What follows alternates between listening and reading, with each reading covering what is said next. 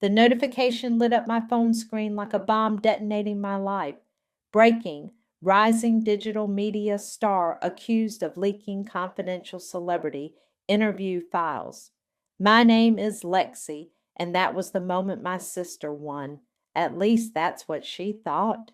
I was sitting in my favorite coffee shop, preparing notes for what should have been my career making interview with pop sensation Aria James, when my entire world imploded. Within minutes, my inbox flooded with urgent messages from my editor, Karar, and the legal team. The interview was canceled. My credentials were suspended. Security was waiting to escort me from the building. This has to be a mistake, I kept saying, but nobody was listening. My phone buzzed again. Mom, how could you do this to us? Her voice crackled with that familiar ice-cold disappointment. Get home, now. I tried explaining. Mom, I didn't leak anything. The neighbors are calling. Your father can barely show his face at work. Home, now. The living room felt like a courtroom when I arrived. Dad stood by the window, arms crossed, refusing to look at me. Mom perched on her favorite armchair like a judge ready to pass sentence. And there was Laura, my sister, sitting pristinely on the couch with that concerned expression she'd perfected over years of corporate PR work. I can explain, I started. Explain what? Mom cut in. How you betrayed your sources made us a laughingstock? Your sister had to leave work early to handle damage control. Laura touched Mom's arm gently. Maybe we should let her speak. That's when I saw it. The tiniest smirk playing at the corner of her mouth. The files weren't even on my computer, I said. Someone must have. Stop lying. Dad finally turned around. The evidence is right there. Your login, your computer, your responsibility. You need help, Lexi, Lara said softly. Real help. And clearly you need supervision. Mom nodded. You're moving back home tomorrow. We'll sort out your apartment later. I'm 29. You can't just. You'll work to pay us back for this embarrassment, Mom continued as if I hadn't spoken. Every penny you earn goes toward rehabilitating this family's reputation. I looked at each of them. Dad's anger, Mom's disgust, and Laura's perfectly manufactured concern. Something clicked in my brain. Fine, I said quietly. You're right. I need help. Later that night, in my soon-to-be former apartment, I packed while my hands shook, but not from fear, from rage, because I found something on my laptop that changed everything. A forgotten email draft never sent, saved under a burner account I'd never created. Attached were the leaked files, time-stamped 3 days before the scandal broke. The sender's IP address had been carefully masked, but I recognized the writing style instantly, the same voice that had just offered me help hours ago. My phone buzzed. Laura. Just checking in, sis, making sure you're okay. I hit record on my phone.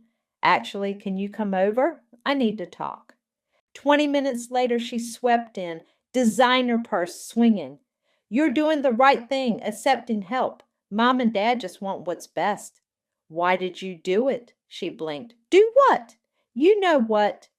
Laura's perfect mask cracked for just a second. Then she laughed. Oh, sweetie, you always did have an active imagination, but this paranoia, it's exactly why you need family supervision. I have the draft email. Her smile froze. You know what your problem is, Lexi? You never understood your place. Someone had to save the family name before you destroyed it with your little digital media dreams. So you admit it? I admit I did what needed to be done, and now you'll learn your lesson. Work in real jobs, contributing to the family instead of chasing fairy tales about becoming some online influencer. I nodded slowly, watching her confidence grow with each word. You're right, I said. I need to learn my place. She hugged me, squeezing just tight enough to hurt. That's my good little sister. See you tomorrow at home. After she left, I played back the recording. Her voice was crystal clear. I did what needed to be done. I opened my laptop and created a new document. At the top, I typed, Evidence Log, Day 1. My sister thought she'd won. She thought she'd broken me. But she forgot the most important thing about being a journalist. We know how to investigate. We know how to gather evidence. And we know how to tell a story that changes everything. This was just the beginning. 3 jobs, 18 hours a day, every dollar tracked and claimed by my parents for the family's recovery fund. But they didn't know I was tracking everything too. Order up! Table 7 needs their refills. I grabbed the coffee pot with trembling hands, forcing a smile as I navigated the morning diner rush. 6 hours into my first shift of the day, and my feet already screamed in protest. You look dead on your feet, said Kira, a regular from the coffee shop next door. She always tipped well and actually looked me in the eyes when ordering.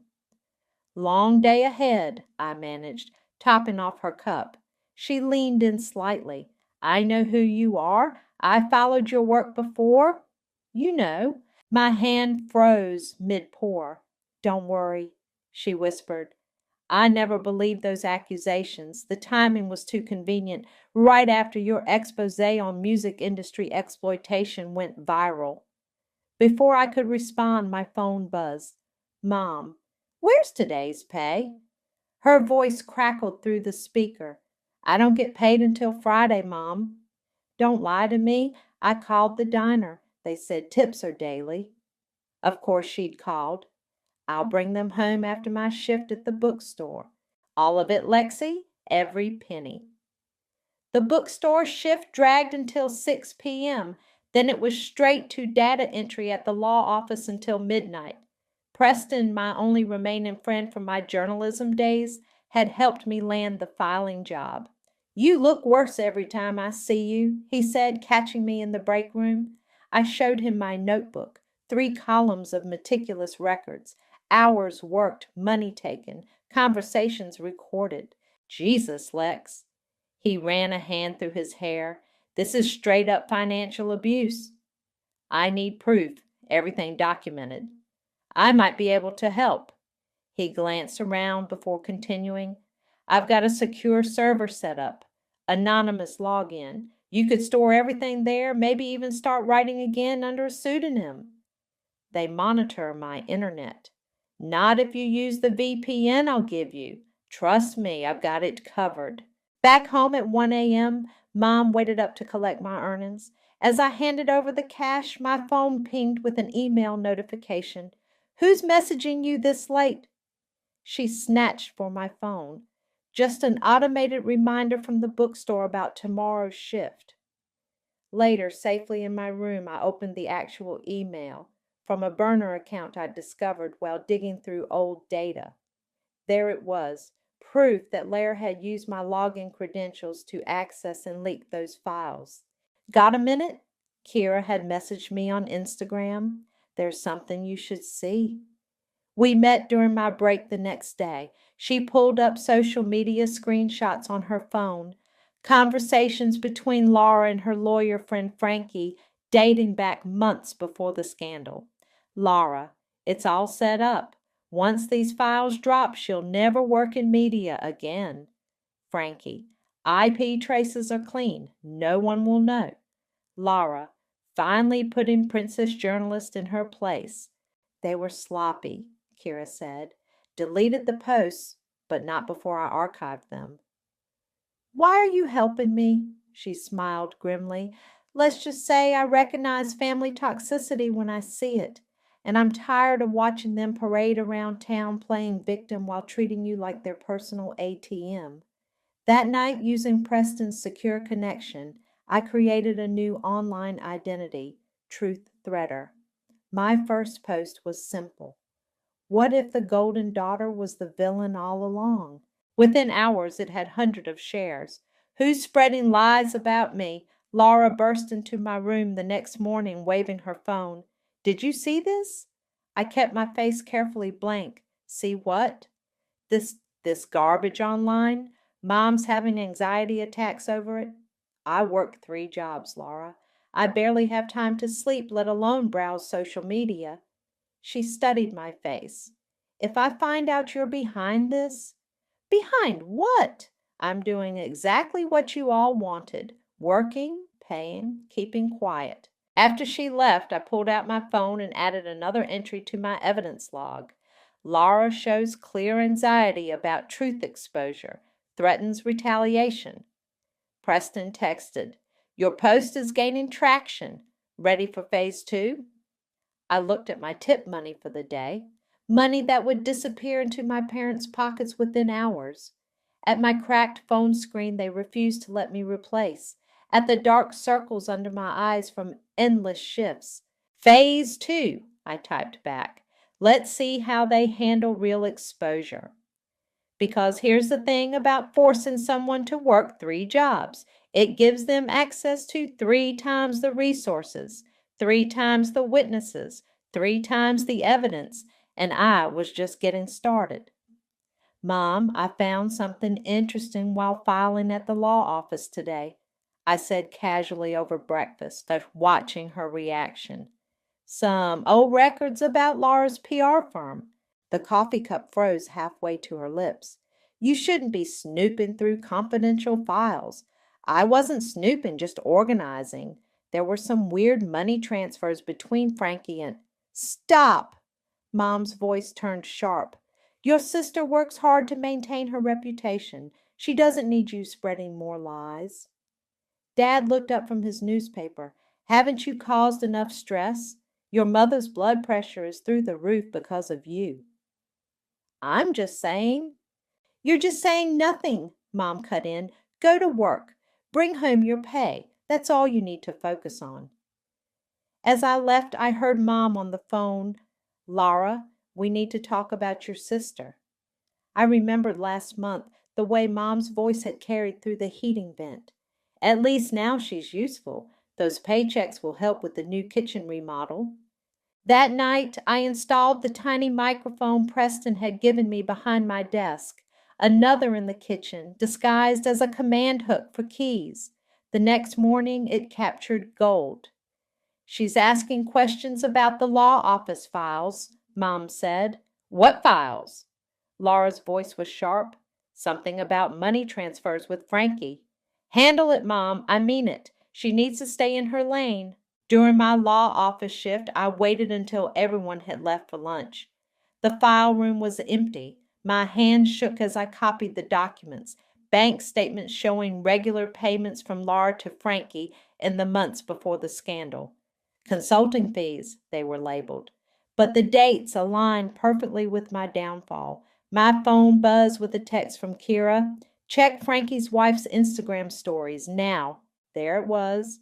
A dinner party video from 2 years ago. Laura and Frankie drunk and laughing. To putting people in their place, Laura toasted. Some little sisters need to learn the hard way. I forwarded everything to Preston's secure server. Ready to go live, he messaged. I logged into TruthThreader and typed Money Talks, but bank statements scream, Part 1 of 5, The Paper Trail of Betrayal. The post included redacted versions of the transfers. Within hours, comments flooded in. Wait, isn't that the sister who's been playing victim? Those dates, right before the scandal. Someone check on that journalist sister. Laura called immediately. Take it down. Take what down? Don't play stupid. That post, those documents, take them down or I swear, or what? You'll destroy my career again? Silence.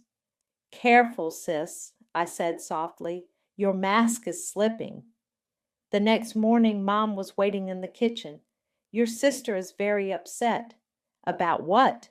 Don't be cute. Someone is spreading lies about her online. She could lose her job. Funny how that works, isn't it? Mom stepped closer. What did you just say? Nothing. Just thinking out loud about karma. Listen to me very carefully. Her voice dropped to a whisper. You are nothing without this family. Nothing. Remember that before you do something stupid. I met her eyes, like leaking confidential files or framing someone for it. The slap echoed through the kitchen. My cheek burned. Go to work, she hissed, and if anything else appears online about your sister, you'll regret it. I touched my stinging face and smiled. Already recording, Mom. Thanks for the evidence. Her face went white. That night, I posted part 2, When Mothers Choose Favorites, a study in family abuse. The audio clip of our kitchen confrontation went viral within hours. Comments exploded. This is straight up abuse. That poor girl working 3 jobs while they steal her money. Someone call the police. Preston messaged, You okay? Never better, I replied, attaching the next set of files. Ready for tomorrow's bomb? What's part 3? The smoking gun. Laura's original emails planning the whole thing, with timestamps. My phone lit up with a message from an unknown number. I worked at Laura's firm during the scandal. I have proof she ordered us to blacklist you. Let's talk. I smiled, remembering Laura's words from months ago. You'll learn your lesson. Oh, I learned all right. I learned that the truth always finds its way out. I learned that karma needs a little push sometimes. And I learned that the best revenge isn't served cold, it's served with receipts. 3 more parts to go. And this time I wasn't the one who would end up destroyed. My hands wouldn't stop shaking during my diner shift. 3 cups of coffee crashed to the floor before my manager pulled me aside. Go home, Lexi. You're dead on your feet. I can't. My parents will have to deal with it. You're no good to anyone if you collapse. As if summoned, my phone lit up with Mom's face. I let it ring. Who are you talking to? She ambushed me the moment I walked through the door. Your manager says you've been whispering with some girl at the coffee shop. Just customers, Mom. Don't lie to me. She grabbed my phone. Who's Kira? Why are there deleted messages? Give it back. Donald, she called. Come deal with your daughter. Dad emerged from his study, face hard. No more visitors, no more private conversations. You live under our roof. You follow our rules.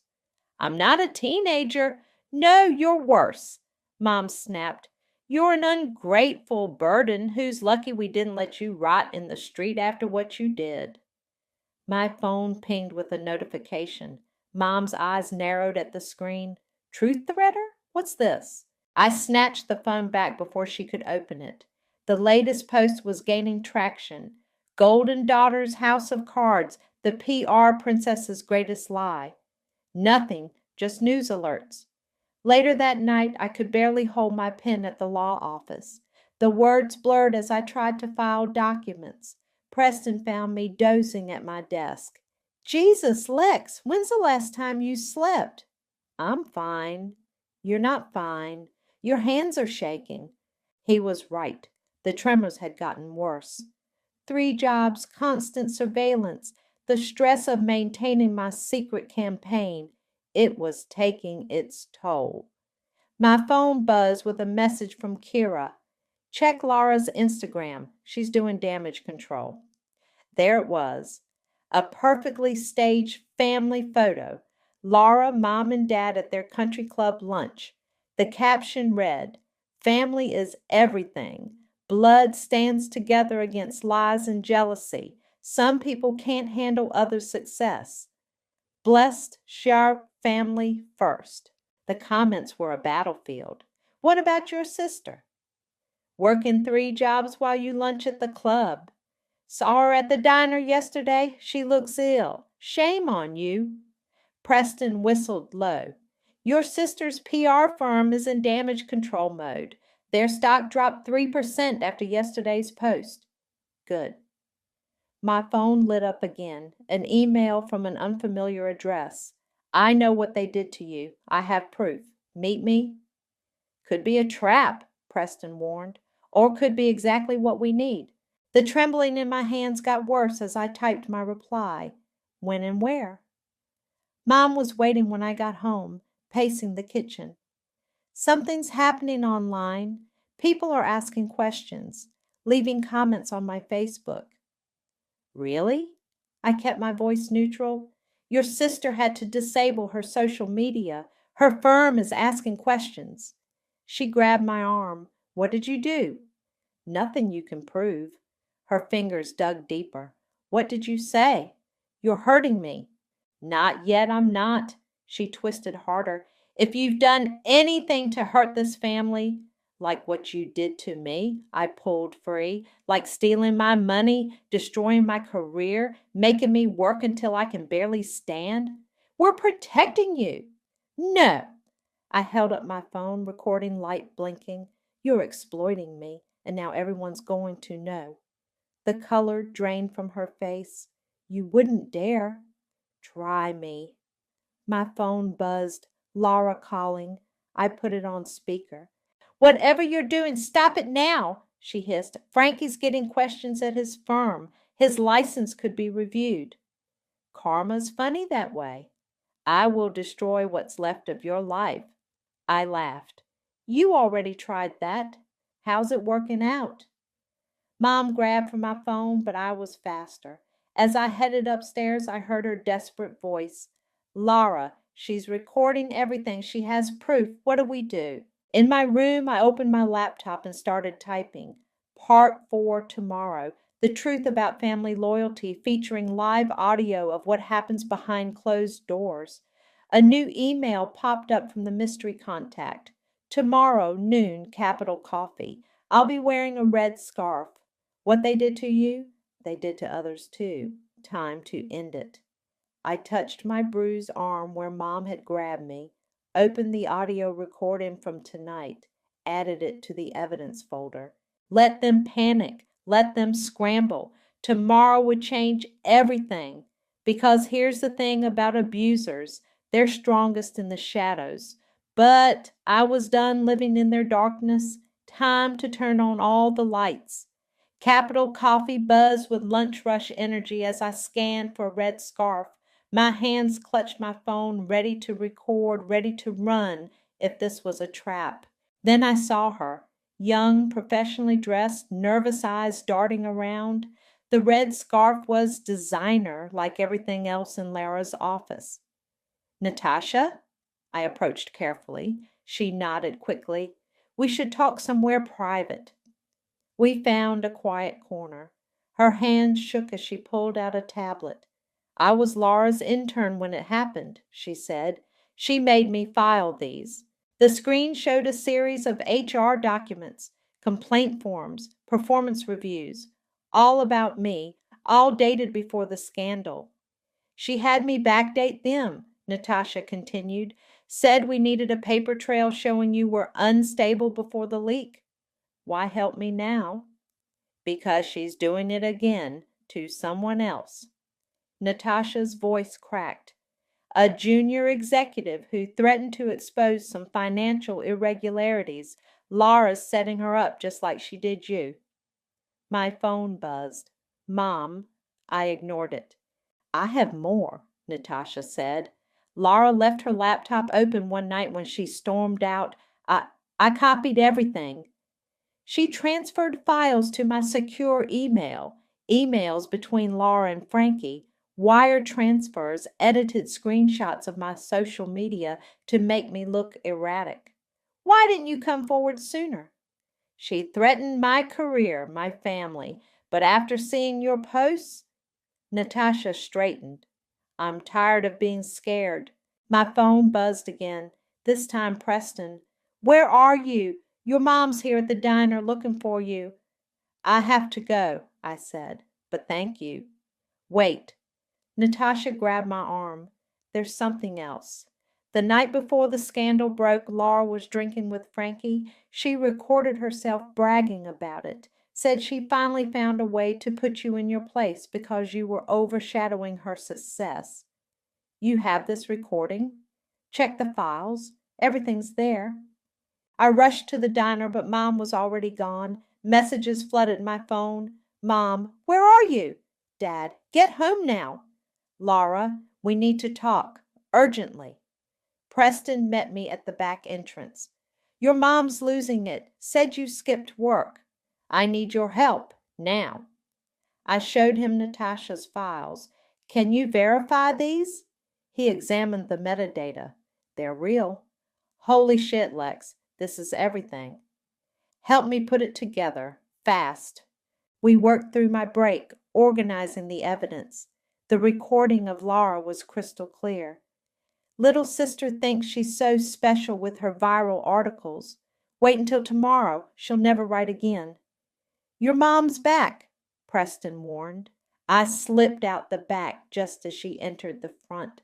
My phone lit up with Laura's face. Where are you? She demanded. Working, like always. Bullshit. You met someone today. Who was it? My heart raced. How do you... I have friends everywhere, little sister. Did you really think I wouldn't find out? That in turn reached out to you, didn't she? I don't know what you're talking about. Listen carefully. Laura's voice turned deadly quiet. Whatever she gave you, delete it, now, or I'll make what happened before look like a vacation. Are you threatening me? I'm promising you. Delete everything or watch how fast Mom and Dad throw you out on the street. I thought about the trembling in my hands, the stolen paychecks, the constant surveillance. No, I said. What? I said, no, I'm done being afraid of you. You ungrateful little... Check Truth Threader in an hour, I cut her off. Part 4 is going to be special. I hung up as she screamed threats. Preston looked at the evidence on his screen. You sure about this? It's nuclear. Do it. He hit upload. The post went live. Confession tapes. How a sister destroyed a career. Within minutes it exploded. The recording of Laura bragging, the HR documents, the money trail, all of it. My phone erupted. Mom, get home now. Dad, you've gone too far. Laura, I'll destroy you. I turned off my phone and looked at Preston. Ready for part 5? What's left? I pulled out my final piece of evidence. Years of recorded abuse, gaslighting, and manipulation, all meticulously documented. The truth about our perfect family, I said, all of it. Because here's the thing about truth. Once it starts flowing, it becomes a flood, and I was about to drown them in their own lies. We need to talk. Laura cornered me at the diner during my morning shift. Coffee, now. I followed her to a booth, keeping my phone recording in my apron pocket. Mom's sick, she said without preamble. Your little online crusade is giving her panic attacks. Are you trying to kill her? Interesting how you're more worried about Mom's anxiety than the evidence I posted. She leaned forward. Look, I get it. You're hurt. You're angry. But this hysteria has to stop. Hysteria? Is that what you call proof of your fraud? I call it a disturbed person lashing out. Her voice dripped false concern. Let's make a deal. Take down the posts and we'll forget this happened. Mom and Dad will even let you keep some of your earnings. Some of my earnings? How generous. Don't be difficult, Lexi. Family protects family. Like you protected me? Her mask slipped for a second. I did what was necessary. You were getting too big too fast, making waves. Some people need to learn their place. Say that again? My recording didn't quite catch it. She went pale. That evening, Mom insisted on a family dinner. The tension could have cut steel. Your sister's being very generous, Mom said, passing the potatoes, offering to forgive your little outburst. Beautiful shoes, by the way, Laura added sweetly. New? I looked down at my worn waitress sneakers. Same ones I've had for months, since I can't afford new ones. Don't start, Dad warned. Start what? Telling the truth? Mom's fork clattered. The truth? You want truth? Remember your elementary school talent show when you embarrassed us all with that ridiculous performance? The memory hit hard. 10 years old, singing my heart out, winning first place. only to find my trophy in the trash later because gills don't draw attention to themselves. I remember, I said quietly. I also remember Laura telling everyone I cheated. You were showing off, Lara snapped. Like always. Enough. Dad stood up. Lexi, go to your room. We'll discuss your punishment for these online lies tomorrow. They're not lies. I pulled out my phone. Want to hear yourself plotting with Frankie? Or Mom admitting she's stealing my wages? I've got it all. Mom lunged for my phone, but I moved faster. Everything's already backed up, I said, and tomorrow it all goes public. Every recording, every threat, every moment of abuse. Abuse? Mom laughed hysterically. We gave you everything. You gave me trauma, and now you're going to be famous for it.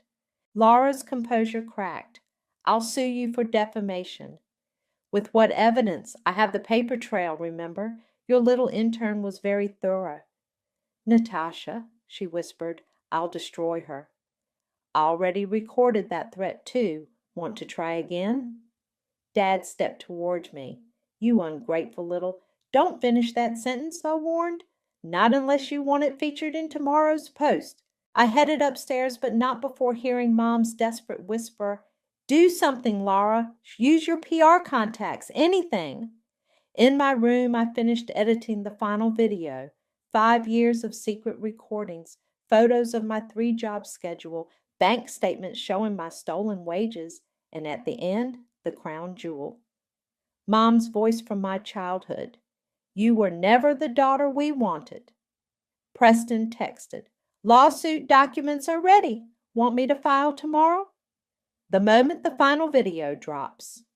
My hands shook as I prepared the upload. Not from fear this time, from anticipation. Kira messaged, news outlets are already asking for interviews. You're trending. Tell them to wait for tomorrow. The real story's just beginning. At 2 a.m., I heard them arguing downstairs. Fix this, Mom hissed. I'm trying. Laura shot back. Try harder. Our reputation will be destroyed by morning, I called down. The silence was deafening. Because here's the thing about family secrets. They're like bombs. You can only bury them so long before they explode. And tomorrow? Tomorrow was detonation day. The first video dropped at 6 a.m. sharp. By 6:05, my phone exploded with notifications. By 6:10, Laura was pounding on my door. Take it down, she screamed. Take it down now.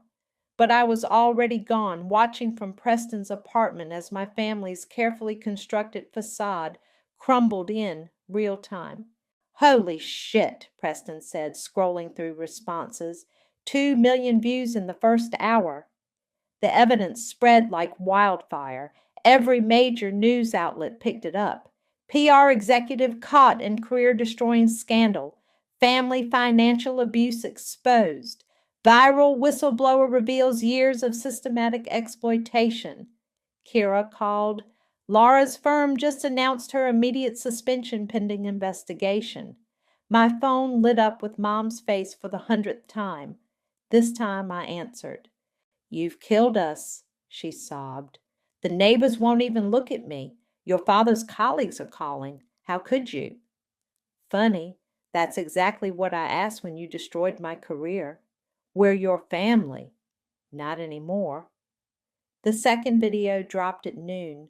Full audio of Mom admitting to stealing my wages, planning kitchen renovations with my diner tips. By 2 p.m., Frankie's law firm announced an ethics review. At 3 p.m., the local news showed up at our house. Mom ran inside screaming about harassment. Dad's car was conspicuously missing from the driveway. Your old magazine wants an exclusive, Preston said. The same one that fired you. Tell them to wait for video 3. It dropped at 4 p.m., Laura's full confession, recorded the night she visited my apartment. The smoking gun that proved she orchestrated everything. Her PR firm didn't wait an hour before announcing her termination. You've ruined me, Laura's voice cracked through my voicemail. My career's over. My reputation, like you ruined mine. I texted back. Karma's brutal, isn't it?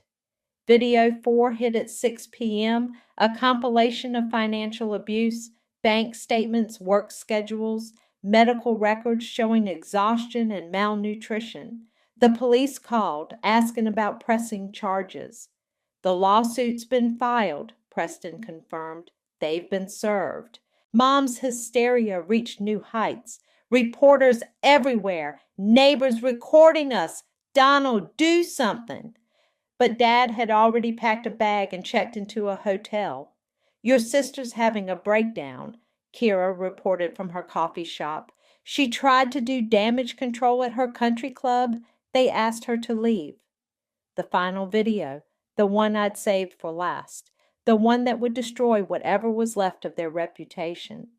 8 p.m., the truth about the perfect family. Years of secret recording, Mom throwing away childhood achievements, Dad calling me worthless, Laura systematically sabotaging every success, and the crown jewel, Mom's voice clear as day.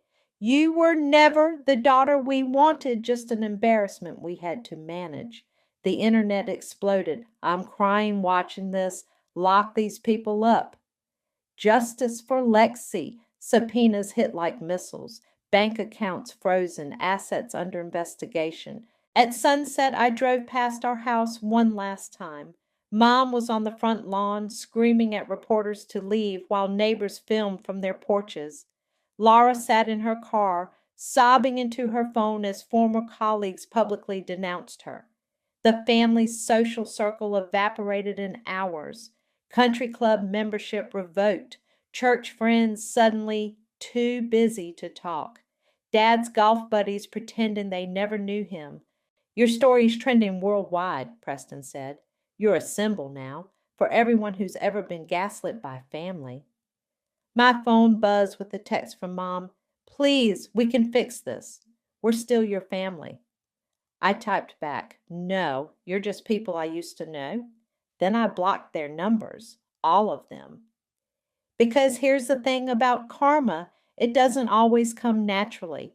Sometimes you have to work for it, document it, build it piece by piece until the truth becomes undeniable. Laura thought she'd destroyed me. Mom and Dad thought they'd broken me. Instead, they taught me the most valuable lesson. The best revenge isn't just exposing lies. It's proving you were telling the truth all along. As the sun set on their perfect family facade, I drove away from the chaos toward my new apartment. Behind me, Mom's screams faded into the distance, replaced by the sweet sound of justice being served. Tomorrow, the morning shows would want interviews. Lawyers would want statements. The world would want answers. But tonight I just watched their kingdom burn, knowing I'd built the match that lit the fire, and I didn't feel an ounce of regret. The morning sun streamed through my new apartment's balcony doors as I sipped coffee, enjoying the silence. No demanding texts, no screaming accusations, just peace. My phone buzzed. Preston. Turn on the news, he said. Your parents' assets are officially frozen. The investigation into financial exploitation is moving forward. I switched on the TV. There was Laura looking haunted as she rushed past reporters. The headline read, PR executive faces criminal charges in career sabotage case. How's the new place? Preston asked. Small, simple, perfect. And the job offers? I glanced at my laptop, inbox overflowing with interview requests and media opportunities. Still deciding, I want to do this right. A knock at the door made me pause. Through the peephole, I saw Kira holding coffee and bagels. Breakfast meeting, she announced, spreading documents across my counter. We need to talk about your new digital platform. My what? The one you're going to build. People trust your voice now. They're listening. We should use that. She pulled up analytics showing millions of followers across my TruthThreader accounts. Comments from abuse survivors saying my story gave them courage. Messages from people confronting their own toxic families. She's right, Preston said through the speaker. Your story resonated because it was real, raw. People need that. My phone buzzed with a news alert. Donald Gill resigns from executive position amid family scandal. Dad's company dumped him, I said. Guess the country club set doesn't like bad publicity.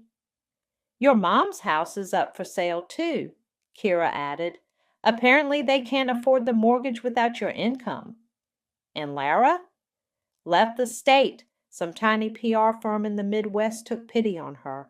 Major stepped down from her corner office. The intercom chimed. Building security. Ms. Gill, there's a woman named Whitney here insisting on seeing you. Your mother? My hands didn't shake as I replied, Tell her I'm not available. Ever. Kira squeezed my arm. Proud of you. We spent the morning planning my new digital media company, one focused on exposing abuse and empowering survivors. Preston would handle tech, Kira would manage social media, and I'd tell the stories that needed telling. What should we call it? Preston asked. Phoenix Media, I said, because sometimes you have to burn everything down to rise again. My first podcast interview went live that afternoon. The host asked the question everyone wanted answered. How did you find the strength to expose your own family? They taught me everything I needed to know, I replied. How to document carefully, how to wait patiently, how to recognize abuse disguised as love. But mostly they taught me that you can't choose your blood, but you can choose your boundaries. The clip went viral within hours. That evening, I sat on my small balcony watching the sunset. My phone showed a missed call from an unknown number, Laura's new Midwest area code. I deleted it without listening to the voicemail. A text from Natasha popped up. They offered me your sister's old job. Karma really is something. I smiled, remembering Laura's words from what felt like a lifetime ago. Someone had to save the family name. Well, she was right about that. Someone did have to save it by exposing the rot beneath the surface. Preston and Kira came over with takeout and contract papers for our new company. As we worked, my phone lit up with another news alert. Whitney Gill, hospitalized for anxiety after failed confrontation with daughter. You okay? Kira asked. I looked around my small apartment, at the friends who became family, at the future we were building from the ashes of my past. Better than okay, I said. I'm free. Because here's the truth about toxic families. They don't break you by accident. They break you by design. They count on your silence, your shame, your fear of being alone. But they forget that alone doesn't mean lonely. That truth doesn't need defending. That some bonds are stronger than blood. I picked up my coffee mug, the one that read The Best Revenge is Living Well, and stepped onto my balcony. Below, the city hummed with life and possibility. My hands were steady. My heart was light. This wasn't an ending. It was a beginning. And this time I was writing my own story.